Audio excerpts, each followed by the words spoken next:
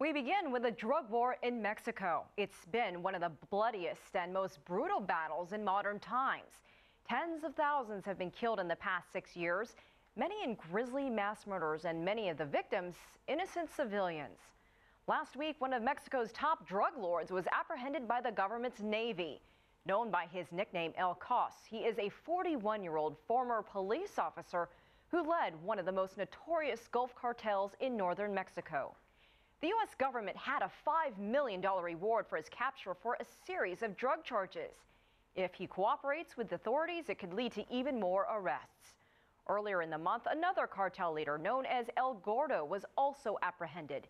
U.S. Homeland Security said information sharing between the U.S. and Mexico played a role in his capture and believes continuing cooperation between the two countries is key to diminishing the crime and the carnage.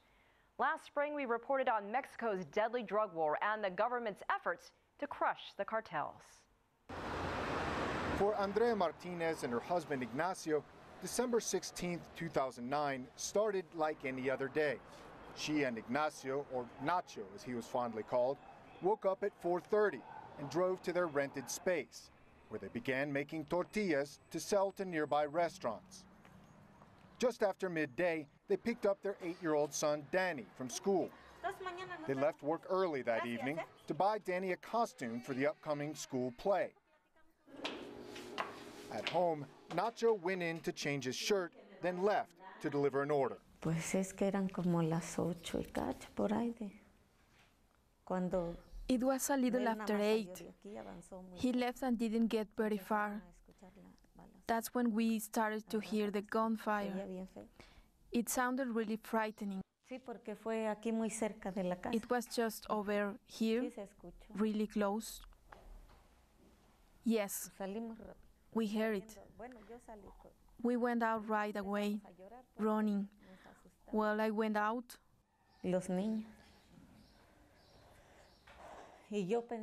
Oh, first we started to cry because we were scared. The kids. I was thinking that he had just left. My daughter Susie said, "Don't cry, Mom. I think that has already passed by there." I went running out to the street and I saw it was his truck. That night, less than a kilometer away, Mexican Marines had launched an operation that ended with the death of Arturo Beltran Leyva, a drug kingpin known as the boss of bosses. Andrea says the Marines told her they had mistaken her husband for one of the drug boss's hitmen trying to escape. If you're wondering why the Marines were charged with hunting down and killing suspected drug dealers, you have to go back to 2006. Faced with intractable problems of police corruption and increasingly powerful drug cartels,